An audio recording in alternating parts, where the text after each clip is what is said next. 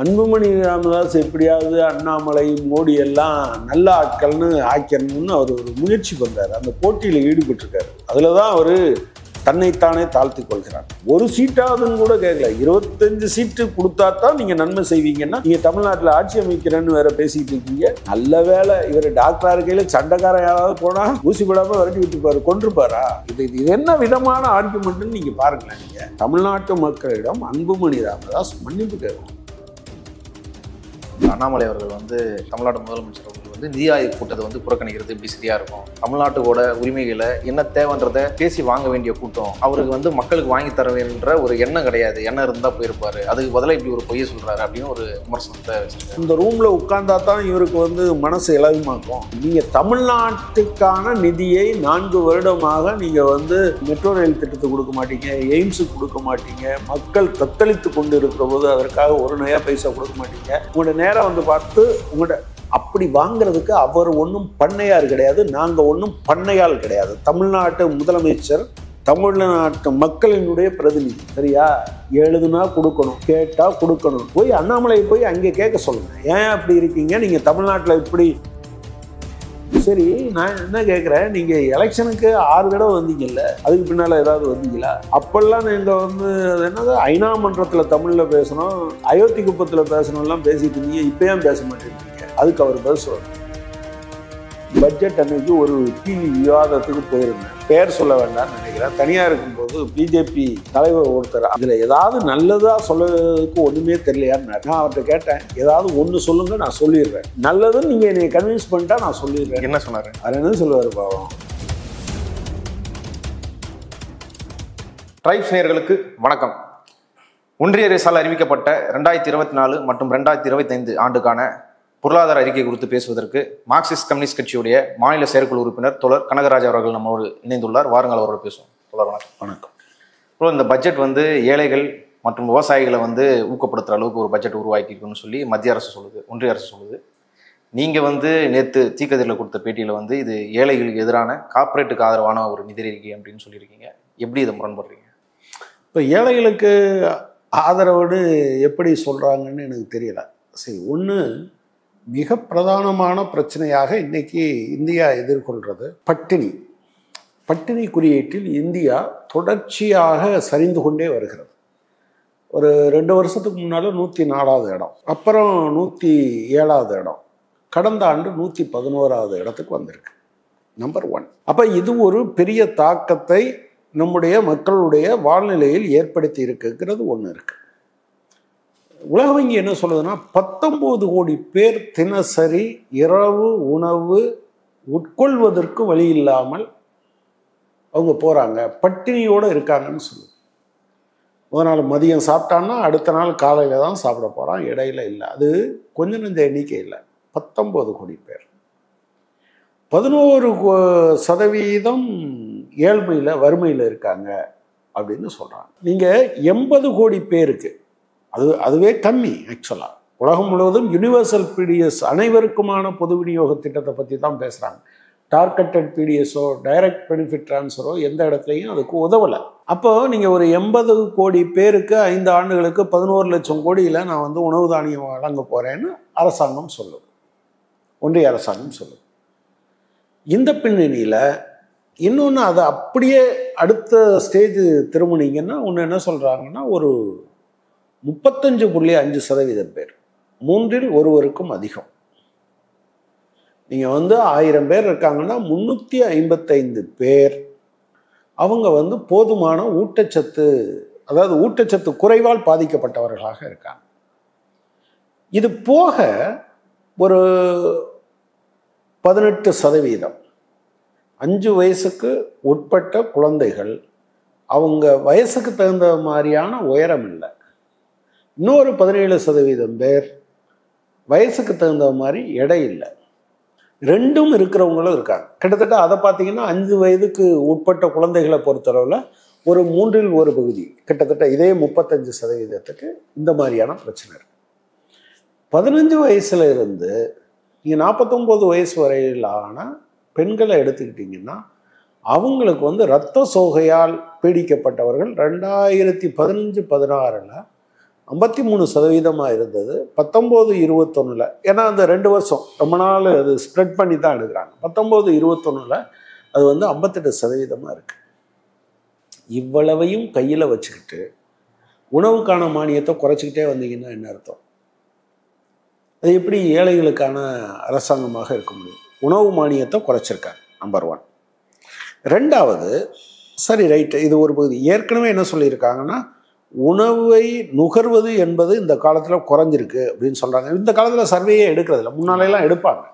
எப்படின்னா, நீங்கள் வந்து நுகர்வு குறைஞ்சிருக்குன்னா வெறுமனே அரிசி கோதுமை மட்டும் தான் குறைஞ்சிருக்கா, உணவில் மாறி வந்திருக்காங்களா அப்படின்னா என்ன இருக்குது, கிராமப்புறத்தில் எவ்வளோ இருக்குது, நகர்ப்புறத்தில் எப்படி இருக்குது, உடல் உழைப்பு பண்ணுறவங்க எவ்வளோ இருக்காங்க, அல்லது மூளை உழைப்பு பண்ணுறவங்களுக்கு எவ்வளவு தேவைப்படுது, இதெல்லாம் இப்போ இவங்க எடுக்கிறதையே விட்டுட்டாங்க. அதை விட்டுருங்க. இதெல்லாம் சொல்லியிருக்காங்க. 43 வருடத்தில் இல்லாத அளவுக்கு வேலையின்மை அதிகமாக இருக்குது. கிராமப்புற சேமிப்பு என்பது இந்த காலத்தில் குறைஞ்சிருக்கு. அது ரொம்ப முக்கியமானது. அதே போல் இது ஒரு பகுதி. அப்போ அவங்களுக்கு, கிராமப்புற மக்களுக்கு ஓரளவுக்கு வருமானம் வருவதாக இருப்பது வந்து இந்த 100 நாள் வேலை திட்டம். இந்த 100 நாள் வேலை திட்டத்துக்கான ஒதுக்கீட்டை குறைச்சிடறாங்க. இப்போ நீங்கள் வந்து போன வருஷத்துக்கு முந்தின வருஷம் அவங்க வந்து 98,000 கோடி, போன வருஷம் வெறும் 60,000 கோடி கொடுத்தாங்க. அது வந்து நலத்திட்டம்லாம் கிடையாது. அது வேலை உறுதி செய்வதற்கான திட்டம். ஒருவேளை வேலை கொடுக்க முடியலைன்னா என்ன பண்ணுறது? சம்பளம் கொடுக்கணும். அதான் அந்த சட்டத்தினுடையது. எனவே அது வந்து ஒரு தமிழ்நாட்டில் அப்படி தான் வழங்கப்பட்டு இருக்கு. ஆமாம், எல்லா இடத்துலையும் அதுதான். அதுக்காக தான் அந்த சட்டம் கொண்டு வந்தது. அது வெறும் திட்டம் இல்லை, அது ஒரு சட்டமாக கொண்டு வரப்பட்டது. அதனுடைய நோக்கம் இது. இப்போ நீங்கள் அதை வந்து இவ்வளவு ஏழ்மை இருக்கிற போது, வேலையின்மை அதிகமாக இருக்கிற போது 98,000 கோடி 60,000 கோடியாக மாற்றி 60,000 கோடி பத்தாமல் போச்சுன்னு சொல்லி அப்புறம் 86,000 கோடி அதுக்கு செலவழித்து இந்த வருஷம் திரும்பவும் அதே தொகையை ஒதுக்கியிருக்காங்க. இதில் என்ன கொடுமைன்னா, இந்த 4 மாத காலத்தில், ஏப்ரல், மே, ஜூன், ஜூலை, இந்த 4 மாத காலத்தில் மட்டும் 41,500 கோடி ரூபா செலவாயிருச்சு. இன்னும் 8 மாதத்துக்கு 44,500 கோடி தான் இருக்கும். இது எப்படி ஏழைகளுக்கான பட்ஜெட்டுன்னு சொல்லுவீங்க?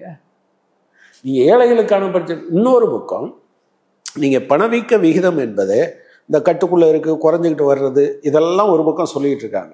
எக்ஸ்க்ளூடிங் ஃபுட் இன்ஃப்ளேஷன் சொல்கிறாங்க. உணவுப் பொருள்கள் பணவீக்க விகிதத்தை அப்படியே எங்கேயோ வச்சாங்க. அதை நீங்கள் சேர்த்திங்கன்னு வச்சாங்க. அது கிட்டத்தட்ட 9.4, 9.6, 10% இருக்குது.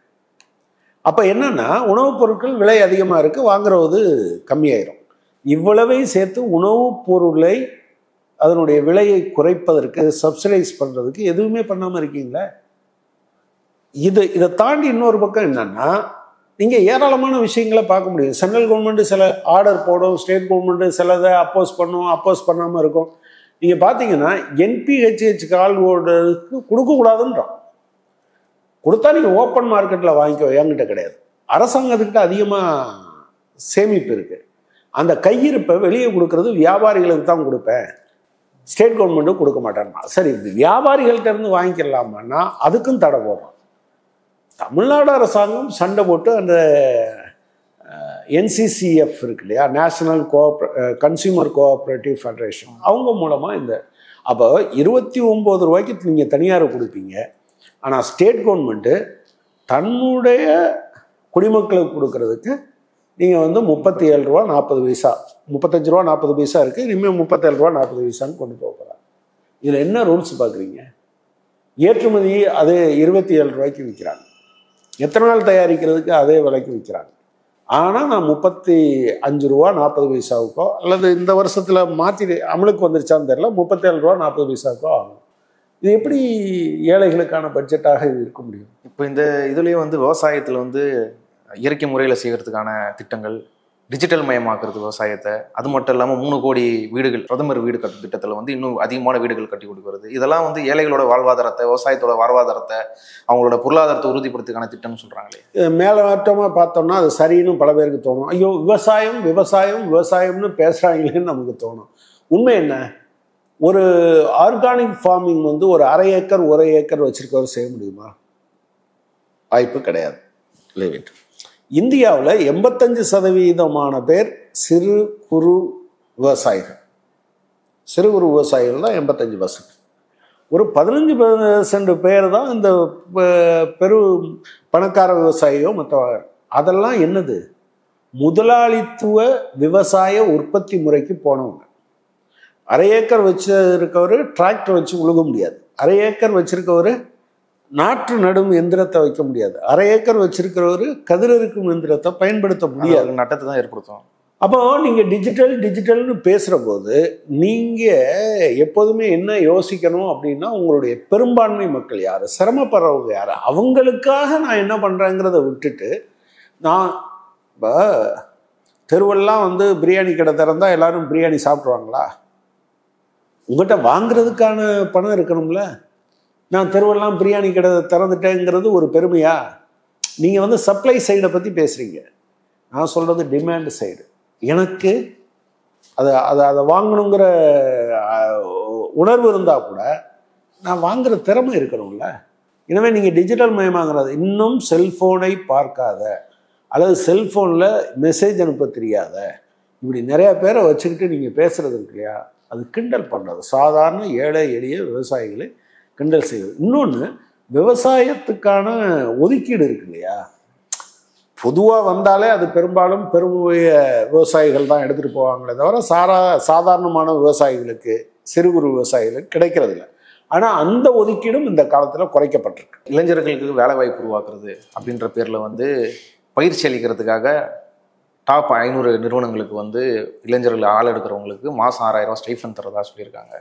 அதேமாரி புதிய வேலையாட்கள் எடுக்கிறவங்களுக்கு வந்து 1 மாத சம்பளத்தை வந்து வருஷத்துக்கு ஒரு தடவை போகிறதா சொல்லியிருக்காங்க. இதெல்லாம் வந்து வேலை வாய்ப்பை ஆக்கப்பூர்வமாக அதிகப்படுத்தணும்னு நினைக்கிறீங்களா? திருடனை யாராவது போலீஸ் வேலைக்கு எடுப்பாங்களா? திருடனை போலீஸ் வேலை ஒரு முதலாளி என்ன பார்ப்பார்? ஒரு அன்எம்ப்ளாய்டு ஆர்மி, தகுதியும் திறமையும் மிக்க ஏராளமான இளைஞர்கள் வேலை இல்லாமல் இருக்கும்போது தான் அவருக்கு சீப்பாக லேபர் கிடைப்பாங்க. சீப் லேபர் என்பது ஒன்றும் சாதாரணமான விஷயம்லாம் கிடையாது. நீங்கள் ஒரு உதாரணத்தை சொன்னால் உங்களுக்கு நல்லா இருக்கும்னு நினைக்கிறேன். ஃபோர்டு கம்பெனி இங்கே சென்னையில் வச்சுருந்தாங்க, இப்போ மூடிட்டாங்க. இங்கேயும் அவங்க இங்கே உற்பத்தி பண்ணதில் பெரும்பான்மையை எங்கே ஏற்றுமதி பண்ணாங்கன்னா கனடாவுக்கு ஏற்றுமதி பண்ணாங்க. இந்த ஃபோர்டுனுடைய ஊர், அவங்க முதலாளியோட ஊர் அமெரிக்கா.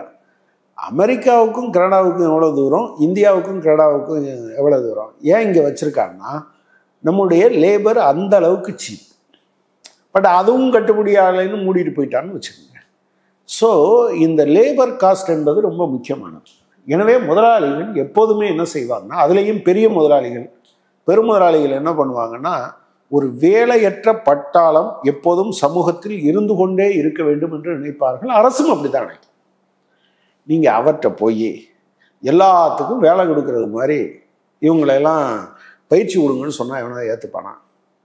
இன்னொன்று, இவங்க சொல்கிற எத்தனை கோடி பேர்? 1 கோடி பேர். 1 கோடி பேர். எத்தனை வருஷம்? 5 வருஷம். அப்போ ஒரு வருஷத்துக்கு எவ்வளவு? 20 லட்சம் பேர். எத்தனை கம்பெனியில் இவங்க கொடுக்க போகிறாங்க? 500 கம்பெனியில். அப்போது ஒரு கம்பெனி எவ்வளோ பேரை ட்ரெயின் அப் பண்ண வேண்டியிருக்கும்? 4000 பேரை. தமிழ்நாட்டில் அப்படி ட்ரெயின் அப் பண்ணுற ஒரு கம்பெனி சொல்லுங்கள். 4000 பேரை பயிற்சியாளர்களாக எடுத்து நிப்பாட்டுவதற்கு வாய்ப்பு இருக்கிற ஒரு துறை சொல்லுங்கள், ஒரு கம்பெனி சொல்லுங்கள் பார்க்கலாம். எம்என்சி அப்படி இல்லை, இண்டஸ்ட்ரியல் கம்பெனி இல்லை.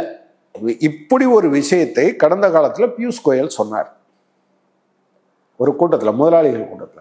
ஏர்செல் கம்பெனியினுடைய முதலாளி இருக்கார் இல்லையா, சுனில் மிட்டல், அவர் கேட்டார்.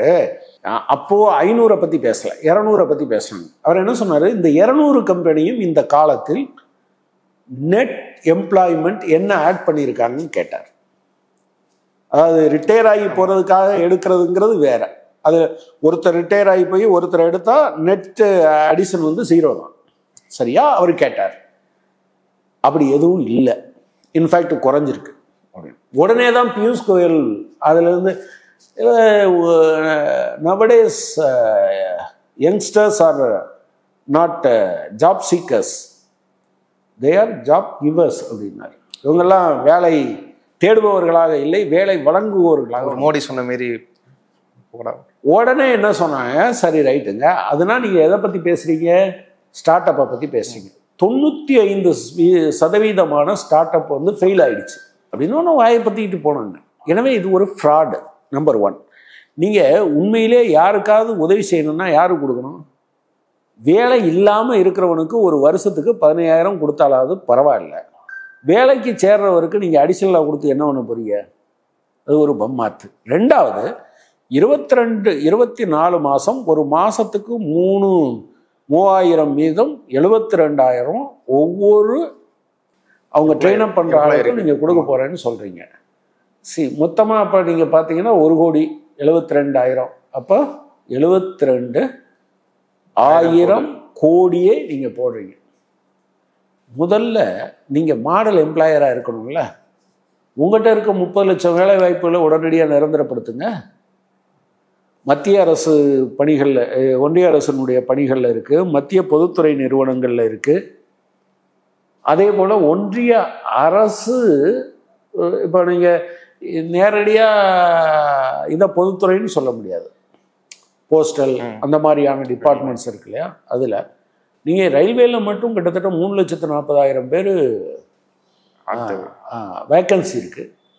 நீங்கள் பெரிய இன்ஃப்ராஸ்ட்ரக்சருக்கு டெவலப் பண்ணணும்னு சொல்கிறீங்க. இந்தியா முழுவதும் இருக்கக்கூடிய ஒரு இன்ஃப்ராஸ்ட்ரக்சர் என்னங்க? ட்ரெயின் தானே. இதை தவிர வேறு எதையுமே சொல்ல முடியாது. அதுக்கு நீங்கள் என்ன ஒதுக்கியிருக்கீங்க?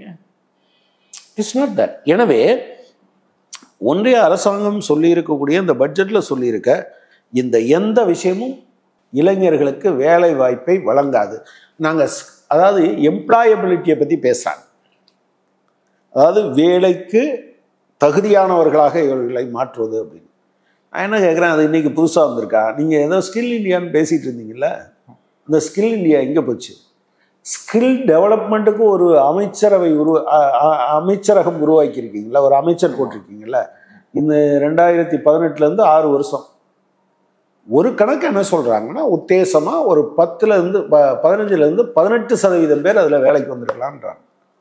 பிறகு இந்த ஆகாய கோட்டையெல்லாம் கட்டக்கூடாது. 2வது அவங்க அதில் சின்சியராக இல்லை. நீங்கள் பாருங்கள், 2013-14 மோடி பிரதமர் வேட்பாளர்னு சொன்னபோது ஆண்டுக்கு 2 கோடி பேருக்கு வேலைன்னு சொன்னாங்க. அதுக்கு பின்னால் அதை பற்றி பேசுனாங்களா? இல்லை. அதே சமயத்தில் இந்த தேர்தலில் எதிர்க்கட்சிகள் பேசணும். வேலையில்லா திண்டாட்டம், விலைவாசி பிரச்சனை, இதெல்லாம் பேசணும். பிஜேபி அதை பற்றி எங்கேயாவது வாய் திறந்ததா? இல்லை.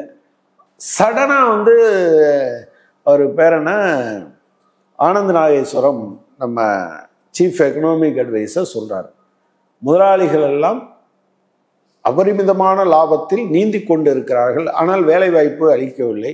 எனவே வேலைவாய்ப்பு அளிக்கிற கடமை யாருக்கு இருக்குது அப்படின்னா, மாநில அரசுக்கும் கார்ப்பரேட் நிறுவனங்களுக்கும். நீங்கள் எங்கே போவீங்க? உங்களுக்கு வேற என்ன வேலைன்னு கேட்குறேன். எனவே அடிப்படையில் அது இளைஞர்களை ஏமாற்றுகிற ஏற்பாடு. அது வந்து திருடன்ட்டையே பாதுகாப்பு கொடுக்கறது மாதிரி. எந்த முதலாளியும் வேலை வாய்ப்பு அற்ற இளைஞர்கள் வெளியே இருப்பதைத்தான் விரும்புவார்கள். நீங்கள் சில இடங்களில் கட்டுமான வேலைக்கு மொத்தமாக நின்று அங்கேருந்து அனுப்பிவிடுவாங்க, போங்க நிறைய இடத்துல இருக்காங்களா. சில நாளைகளுக்கு நிறையா வேலை நடந்து எல்லாரும் வேலைக்கு போயிட்டாங்கன்னா இருக்கிற ஆளுக்கு கூலி அதிகமாக கொடுத்து கூப்பிட்டு போவாங்க. ஏன்னா மீதி எல்லாத்தையும் ரெடி பண்ணிட்டோம் அப்படின்னு. ஏகப்பட்டது ஆள் இருந்தா, எப்பா நீங்கள் ஒன்றும் வேலைக்கு ஆள் இல்லை, வேணா நீ வந்துட்டாங்கிறதுக்காக ஏதாவது தாரேன்னு கூப்பிட்டு போவாங்க. இது சிம்பிள் லாஜிக்குங்க. இது ஒரு அரசாங்கம் தெரியாமல் இருக்குன்னு சொல்ல முடியாது. அவங்க திட்டமிட்டே பண்ணுறாங்க அப்படின்னா அதை. அதேமாரி எப்பவுமே இன்கம் டேக்ஸை விட கார்பரேட் டேக்ஸ்ன்றது தான் அதிகமாக இருக்கும். ஆனால் போன பட்ஜெட்லையும் சரி, இந்த பட்ஜெட்லையும் சரி, கார்பரேட் டேக்ஸ் வந்து இன்கம் டேக்ஸை விட குறைவாக இருக்குதுன்னு சொல்கிறது. இது வந்து இந்த பண சுழற்சியை வந்து ஒரு இடத்துல போய் நிற்க வைக்காதா? இது ஆமாம், நிற்க வைக்குது.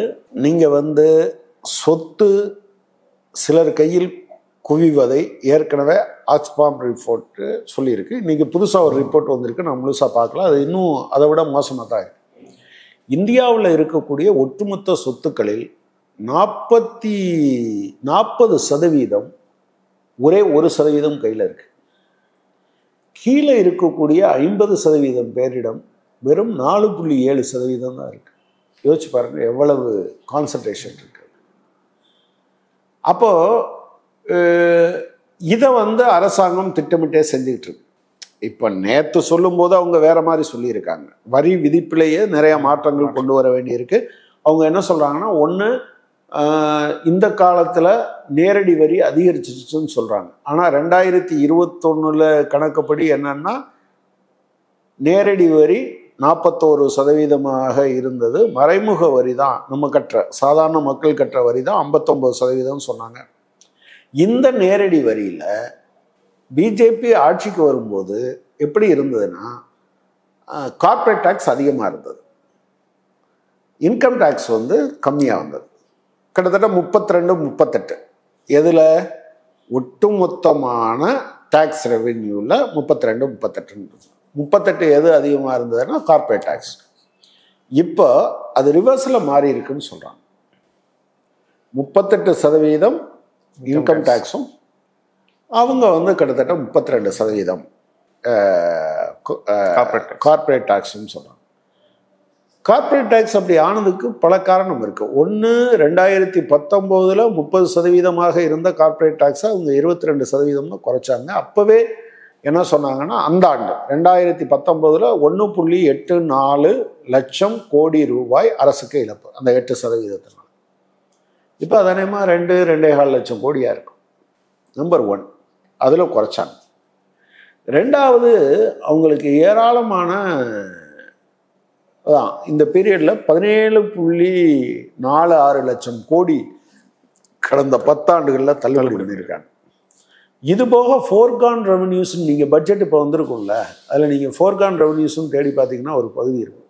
அதாவது வரி போட்டதாக இருக்கும், ஆனால் நீங்கள் இந்த ஏரியாவில் இருக்கிறீங்க, அதனால் உங்களுக்கு இந்த வரியில் தள்ளுபடின்னு வச்சுருப்பாங்க. இந்த விஷயங்களெல்லாம் சேர்த்ததுனால தான் இது இந்த மாதிரி வந்திருக்கு. அடிப்படையில் இதில் மிடில் கிளாஸ் சந்தோஷப்படுறதுக்கு ஒன்றும் இல்லை. அவங்களுக்கு என்னன்னு கேளுங்க, நீங்கள் கார்ப்பரேட் டேக்ஸ் எவ்வளவு? 22% இல்லையா?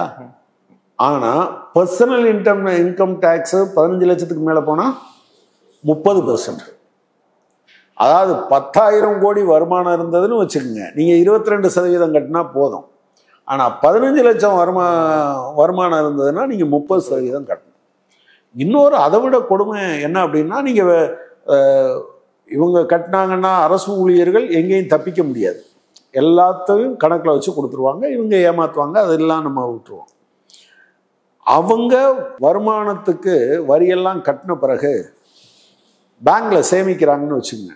அது ரெக்கரிங் டெபாசிட்டாக இருந்தாலும் சரி, ஃபிக்ஸட் டெபாசிட்டாக இருந்தாலும் சரி, இல்லை அந்த போஸ்ட் ஆஃபீஸில் இருக்க மந்த்லி இன்கம் ஸ்கீம் எதுவாக இருந்தாலும் சரி, ஒரு வருஷத்தில் 10,000க்கு மேலே வந்துருச்சுன்னா அவங்க டாப் மோஸ்ட் ஸ்லாப் இருக்குல்ல, உதாரணமாக 15 லட்சம் ஏற்கனவே ஒருத்தர் வாங்கியிருக்காருன்னு வச்சுக்கோங்க, இந்த 10,000லேருந்து 3,000 ரூபாயை எடுத்துப்பாங்க. அதுக்கும் நீங்கள் கட்டணும். 2 நாடுகளுக்கு இடையே இருக்கும்போது கூட டபுள் டாக்ஸேஷன் அவாய்டன்ஸ் ட்ரீட்டின்னு போடுறாங்க. ஆனால் இவங்க இந்த மாதிரி பண்ணுறாங்க. எனவே இது திட்டமிட்டு பண்ணுதான். என்ன துரதிர்ஷ்டம்னா, இந்த மத்தியதர வர்க்கம் அவங்களுக்கு ஆதரவாக இருக்குது. யாருக்கு? பை அண்ட் லார்ஜ் பிஜேபிக்கு ஆதரவாக இருக்குது. அதை அவங்க பயன்படுத்திக்கிறாங்க. இது ஒரு கட்டத்தில் மாறும்னு வச்சுக்கோங்க. இன்னும் கொஞ்சம் நாளாக அது மாறும் என்பதுதான். இந்த பட்ஜெட் வச்சப்புறம் எழுந்த உங்கள் பெரிய பிரச்சனை இல்லை, தமிழ்நாட்டில் அந்த பட்ஜெட்டில் தமிழ்நாடுன்ற பேரை இடப்படல, தமிழ்நாடுக்கான எந்த சிறப்பு திட்டங்களும் வந்து இடம்பெறல அப்படின்னு சொல்லி தமிழக சார்ந்த எம்பிகள் அங்கேயே போராட்டம் நடத்துகிறாங்க. இங்கே தமிழக அரசும் இது தெரிவிச்சிருக்குது. உங்கள் கட்சியை சார்ந்த எம்பி அவங்களும் செஞ்சுட்டு இருக்காங்க. இப்போது அதுக்கு பதிலளிச்ச நிர்மலா சீதாராமன் வந்து ஒரு மாநிலத்தோட பேர் இடம்பெறலன்றதுக்காக அந்த மாநிலம் புறக்கணிக்க போட்டதா அர்த்தம் கிடையாது, பொதுவான திட்டங்கள் எல்லாமே அந்த எல்லா மாநிலத்துக்கும் தானே போய் சேரப்போகுது, அப்போ இப்படி சொல்றதுன்றது வந்து ஒரு ஏமாற்றான வேலைன்னு சொல்லி இங்க இருக்கிற மாநில தலைவர் அண்ணாமலை, பாஜகவோட மாநில தலைவர் அண்ணாமலையும் சொல்லியிருக்காரு. இதை எப்படி பாக்குறீங்க? அதாவது அவங்க சொல்றதுல ஒன்று நான் ஏத்துக்கிறேன். தமிழ்நாடுன்னு ஒரு பேர் வராதனாலேயே தமிழ்நாடு புறக்கணிக்கப்பட்டதாக சொல்ல முடியாதுங்கிறது உண்மை. ஆனால் தமிழ்நாட்டுக்கு ஒரு திட்டம் கொடுக்கணும்னா நீங்கள் தமிழ்நாடுன்னு சொல்லித்தானே கொடுப்பீங்க. எங்கேயாவது ஒன்றுக்குன்னு கொடுப்பீங்களா? மற்ற விஷயத்துக்கெல்லாம் போக வேணாங்க.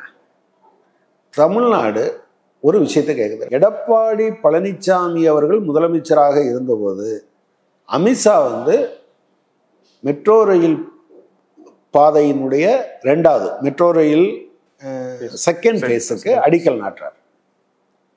சரியா? 10% ஒன்றிய அரசாங்கம் மானியமாக தரும். மீதி இருக்கிறதுல 2 பேரும் 50-50ன்னு வச்சுக்கணும். இன்னைக்கு வர 2022, 23, 24 இப்போ 25வது ஆண்டுக்கான பட்ஜெட்டையும் போட்டிருக்கீங்க. ஏன் நிதி ஒதுக்கலைன்னு கேட்குறேன். அதுக்கு பதில் சொல்லுங்க. அதுக்கு என்னன்னு ஒதுக்குவீங்க?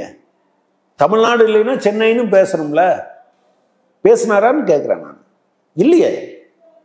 எய்ம்ஸு 2018, இப்போ 6 வருஷம் ஆச்சா? இன்னும் நிதி வரலையா? இதுக்கு என்ன சமாதானம் சொல்ல போறாங்க? தமிழ்நாட்டில் நீங்க வந்து எந்தெந்த ரயில் பாதைக்கு நீங்க பணம் கொடுங்கன்னு கேட்டா, நேற்று 6362 கோடி நாங்க ஒதுக்க போறோம்னு சாயங்காலம் பேசியிருக்காங்க. நான் என்ன கேட்குறேன், நீங்க வந்து ரயில்வே ஸ்டேஷனை மேம்படுத்துவதற்குன்னு அவங்க சொல்லியிருக்காங்க. முதலமைச்சர் என்ன கேட்குறாரு, கொஞ்சம் ரயில்வே ஸ்டேஷன் வசதியெல்லாம் அவசியம்னு வச்சுக்கோங்க, ஆனால் அதை விட முக்கியம் என்னது? ரயில் தடங்கள் முக்கியம். நான் ரயில் தடத்தை கேட்டால் நீ ஸ்டேஷன் கிட்ட போகிறேன்னு சொல்லிட்டு நான் இப்படி சொன்னால் உங்களை என்ன பண்ணுறது? ஸோ நீங்கள் ப்ராப்ளம் என்னென்னா, எல்லா திட்டத்தின் மூலம் தமிழ்நாட்டுக்கு வரும், கரெக்டு தான், அதை யாரும் இல்லைன்னு சொல்லலை. பட் சிறப்பான திட்டங்கள் இருக்குல்ல. நான் என்ன கேட்குறேன், நீங்கள் பட்ஜெட்டில் இல்லாமலே பல விஷயத்த சொல்கிறீங்க. இப்போ உதாரணமாக குஜராத்தில் இப்போ லாஸ்ட் டைம் நரேந்திர மோடி அமெரிக்காவுக்கு போயிட்டு வந்தார். போன இதில் போன வருஷத்தில்.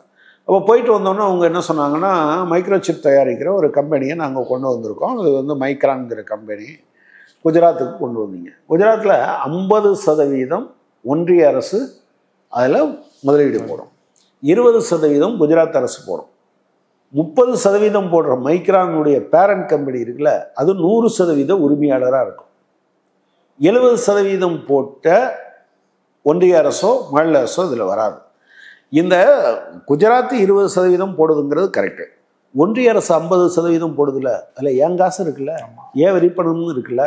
தமிழ்நாட்டில் கடந்த 10 ஆண்டுகளில் இப்படி ஒன்றிய அரசாங்கம் தான் கொடுத்து வந்த ஒரு தொழிற்சாலை சொல்லுங்க பார்க்கலாம். That is the fact. நான் அதைத்தான் சொல்கிறேன். அது இல்லாததுனால தான் நான் அதை பற்றி சொல்ல வேண்டிய அவசியம் இருக்குது. தமிழ்நாடு மிக மோசமாக வஞ்சிக்கப்பட்டு இருக்கிறது, கேரளா மிக மோசமாக வஞ்சிக்கப்பட்டு இருக்கிறது, கர்நாடகா, இப்படி பல மாநிலங்கள், எதிர்க்கட்சி ஆளுகிற மாநிலங்கள் அனைத்தும் வஞ்சிக்கப்பட்டிருக்கு என்பதுதான் உண்மை. அண்ணாமலை மற்றதுக்கெல்லாம் பதில் சொல்ல வேண்டாம். Metro rail, Chennai metro phase 2க்கான பணத்தை என்னவென்று ஒதுக்குவார்கள்? சென்னைன்னு சொல்லியிருக்கணும் அல்லது தமிழ்நாடுன்னு சொல்லியிருக்கணும், ரெண்டு இல்லை.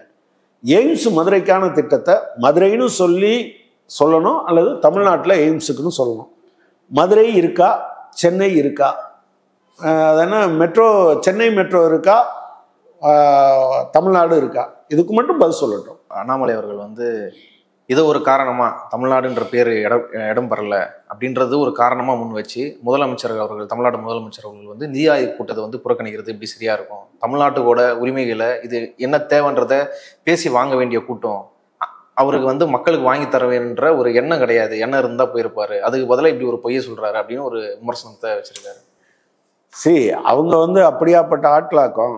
அண்ணாமலைகிட்ட போய் கேளுங்க. அண்ணாமலைக்கு ஒன்று நான் சொல்ல விரும்புகிறேன். நீங்கள் நரேந்திர மோடி அரசியல் கற்றுக்கொண்ட காலத்திலிருந்து பேச ஆரம்பிப்பதற்கு முன்னால் சொன்ன வார்த்தை என்னது? ஜெய் ஸ்ரீராம். எந்த கூட்டத்துக்கு போனாலும் அவர் ஜெய் ஸ்ரீராம் சொல்லுவார்.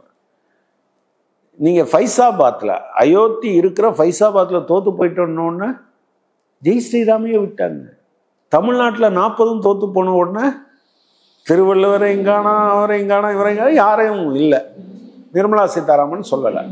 ஓகே, அது போகணும். எல்லா இடமுமே பேசுறதுக்கான. ஆனால் எந்த இடத்துக்கும் யாரும் போட்டி போடுறதில்லை. நாடாளுமன்றமும் சட்டமன்றத்திலையும் பேசுகிறோம். அந்த இடத்துல பேசுறதையே இவர் கேட்கறது இல்லையே. என்ன சொல்றேன், ஒரு வருடத்துக்கு முதலமைச்சர் அவரே தொடர்ச்சியா வந்து வெள்ள நிவாரண நிதி கேட்டு, அதான் சொல்றேன், நேர போய் அவரை சந்திச்சாரு. இவரை அந்த அந்த அந்த ரூம்ல உட்கார்ந்தா தான் இவருக்கு வந்து மனசு இலகுமாக்கும். ரிப்போர்ட் அனுப்புறாங்க, போறாங்க. நீங்க தமிழ்நாட்டுக்கான நிதியை 4 வருடமாக நீங்க வந்து மெட்ரோ ரயில் திட்டத்துக்கு கொடுக்க மாட்டீங்க, எய்ம்ஸுக்கு கொடுக்க மாட்டீங்க, மக்கள் தத்தளித்து கொண்டு இருக்கிற போது அதற்காக ஒரு நயா பைசா கொடுக்க மாட்டீங்க. உங்களோட நேரம் வந்து பார்த்து உங்களோட அப்படி வாங்கிறதுக்கு அவர் ஒன்றும் பண்ணையார் கிடையாது, நாங்கள் ஒன்றும் பண்ணையால் கிடையாது. தமிழ்நாட்டு முதலமைச்சர் தமிழ்நாட்டு மக்களினுடைய பிரதிநிதி. சரியா? எழுதுனா கொடுக்கணும், கேட்டால் கொடுக்கணும். அதுக்கு தான் நாடாளுமன்றம் இருக்குது, அதுதான் சட்டமன்றம் நிறைவேற்றுது, அதிகாரிகள் இருக்காங்க, கோரிக்கையை சொல்லுவாங்க. அஃப்கோர்ஸ் நான் போகவே வேண்டாம்னு சொல்லலை. ஆனால் நீங்கள் ஒரு நயா பைசா கூட 37,000 கோடி கேட்டால் 276 கோடியை கொடுத்துட்டு இங்கே வந்து ஒரு நிதியமைச்சர் வந்து உண்டியலில் காசப்படாத இவர்கிட்ட இந்த தட்டில் காசப்படணும்னு சொல்லிட்டு போகும்போது எவ்வளவு கோவம் வரும். அது ஒரு ஆணவத்தனமான பேச்சு. பார்த்தீங்களா? தமிழ்நாட்டு மக்கள் பசியில் கிடந்தான், பட்டினியில் கிடந்தான். அது பசி பட்டினின்னா இல்லாமல் இல்லை. இங்கே இந்த பக்கம் சோறு இருக்கும், அந்த பக்கம் பசி இருக்கும். இதை ரெண்டையும் இணைக்கிறதுக்கு ஏற்பாடு இல்லாமல் நடுவில் தண்ணி அல்லது இருந்த பாலம் போயிருக்கும் அல்லது ரோடு போயிருக்கும். எவ்வளோ பெரிய கஷ்டத்தில் இருந்தோம். எட்டி கூட பார்க்கலையேங்க. போய் அண்ணாமலை போய் அங்கே கேட்க சொல்லுங்கள், ஏன் அப்படி இருக்கீங்க, நீங்கள் தமிழ்நாட்டில் இப்படி நம்ம வந்து சரி. நான் என்ன கேட்குறேன், நீங்கள் எலெக்ஷனுக்கு 6 தடவை வந்தீங்கல்ல, அதுக்கு பின்னால் ஏதாவது வந்தீங்களா? அப்பெல்லாம் நீங்கள் வந்து என்னது ஐநா மன்றத்தில் தமிழில் பேசணும், அயோத்தி குப்பத்தில் பேசணும்லாம் பேசிகிட்டு இருந்தீங்க. இப்போ ஏன் பேச மாட்டேன்றீங்க? அதுக்கு அவர் பதில் சொல்லட்டும். இல்லை, நீங்கள் சொன்ன மாரி தான் இவங்க இப்போது தமிழக பாஜக இன்னொரு இந்த பட்ஜெட்டுக்கு இது வந்து தமிழகம் வஞ்சிக்கப்பட்டிருக்குன்றது எல்லாராலையும் பேசப்பட்டது. மக்களே இது வந்து கட்சிகளை தாண்டி எம்பிகளை தாண்டி மக்கள்கிட்ட இது சென்றடைஞ்சிருக்கிறது தான் இந்த பட்ஜெட்ல பெரிய விஷயம். அப்படி இருக்கும்போதே வந்து இது வெளிப்படையா ஒரு மத்திய அரசுக்கு இல்லை ஒன்றிய அரசுக்கு இப்படி ஒரு ஆதரவான நிலைப்பாடை, தமிழ்நாட்டுக்கு எதிரான நிலைப்பாடை தமிழக பாஜக தலைவர்கள் முன்வைக்கிறாங்க. மறுபடியும் எப்படி எலெக்ஷனை சந்திப்பாங்க, மறுபடியும் எப்படி மக்களை போய் சந்திப்பாங்க? இது ஒரு பிரச்சனையா இருக்காதா? அவங்களுக்கு அது ஒரு பிரச்சனையே இல்லைல்ல, மோத விட்டுருவாங்கல்ல. எதையாவது ஒரு பிரச்சனையை எடுத்து அது ஒரு ஜாதி மோதலோ அல்லது மத மோதலையோ அதில் தானே அவங்க வளர்ந்துருக்காங்க.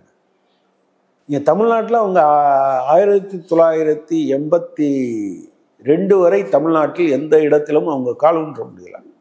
ஜனசங்கமாக இருந்த காலத்தில் இருந்து ஜனசங்கத்துக்கு தமிழ்நாட்டினுடைய முதல் தலைவராக ஒரு கிறிஸ்தவரை நியமித்தார்கள். அதனால அவங்களால வளர முடியல. பிறகு நீங்கள் 81, 82 காலகட்டத்தில் தான் நீங்கள் வந்து மண்டைக்காடு ஒரு வன்முறையை அவங்க உருவாக்குறாங்க. நீங்கள் வேணுகோபால் கமிஷனுடைய அந்த கடைசி 4 பக்கத்தை என்ன சொல்லியிருக்காங்கன்னா RSS எப்படி இருக்குது அப்படிங்கிறத சொல்லியிருப்பாங்க. அதே போல் கோயம்புத்தூரில் வந்து நீங்கள் இஸ்லாமிய வியாபாரிகளுக்கு எதிராக வென்று எல்லாத்தையும் திரட்டி ஒரு கலகம் பண்ணாங்க. அதுக்கு பின்னால் தான் இப்போ கூட அவங்க ஆல் இண்டியா லெவலில் வந்ததுக்கு என்ன காரணம் நீங்கள் யோசிச்சு பார்த்தீங்கன்னா, பாபர் மசூதியை இடித்தது. நாங்கள் நினச்சா இராணுவத்தை எதிர்த்து உச்சநீதிமன்றம் சொன்னாலும் இடிச்சிருவோம் அப்படின்னு. அதனால தான் 56 அந்த பேரெல்லாம் வச்சுக்கிட்டாங்க. இதெல்லாம் இருந்தது. எனவே அடிப்படையில் கலவரம் மட்டும்தான். எனவே இதை மாற்றுறது மாதிரி அவங்க அப்போ என்ன சொல்லுவாங்கன்னா, இந்துக்கள் வேலையை இஸ்லாமியர்கள் எடுத்துக்கிட்டாங்க அல்லது இன்னொருத்தர் எடுத்துக்கிட்டாங்கன்னு ஏதாவது பண்ணிடுவாங்க. அடிப்படையில் அவங்க வந்து பண்ணியிருக்க நல்ல காரியம் ஏதாவது ஒன்று சொல்லுங்கள். அதாவது 2 நாளைக்கு முன்னால் பட்ஜெட் அன்னைக்கு ஒரு டிவி விவாதத்துக்கு போயிருந்தேன். பேர் சொல்ல வேண்டாம்னு நினைக்கிறேன். தனியாக இருக்கும்போது பிஜேபி தலைவர் ஒருத்தர் அந்த விவாதத்துக்கு நான் கலந்துக்கிட்டதில் அவரும் வந்திருந்தார்.